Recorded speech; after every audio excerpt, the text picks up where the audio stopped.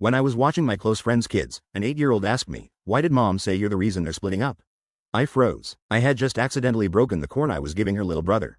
"What do you mean, sweetie?" I stammered. Her big, innocent eyes stared at me with that kind of brutal honesty only children have. Later that night, my phone rang. It was my mom, crying. She said, "You ruined everything. Now your father has to move out." My chest felt like it was caving in. The room felt bigger than usual, almost unreal, like one of those cartoons still playing on TV.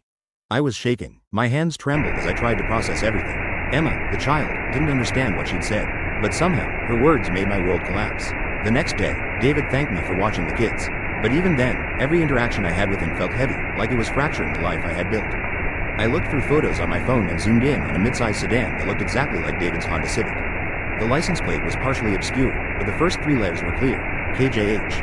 I turned to my father, Mr. Chen, who had security cameras pointed at the street.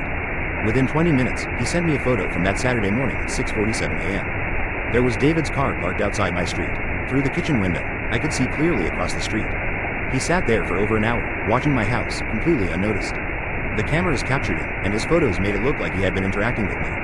The timestamps showed he had been there from 6:47 to 8:23 a.m., documenting my morning routine like some sort of investigation.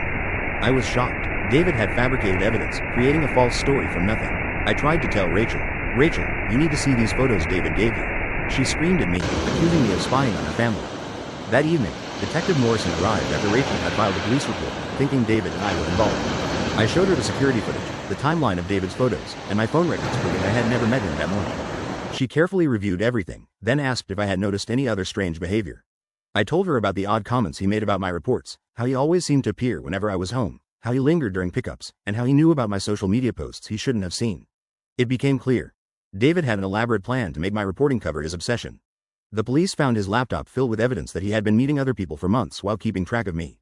The photos in my house were part of his scheme to make it look like I was involved in something I wasn't. His browser history showed searches on how to track women and fabricate crimes. Rachel realized he had been manipulating everything, creating a false narrative, and framing me for a story that never existed. In the end, the truth came out. David's obsession, his fabricated evidence, and his manipulation were laid bare. Rachel finally saw that he was the criminal all along.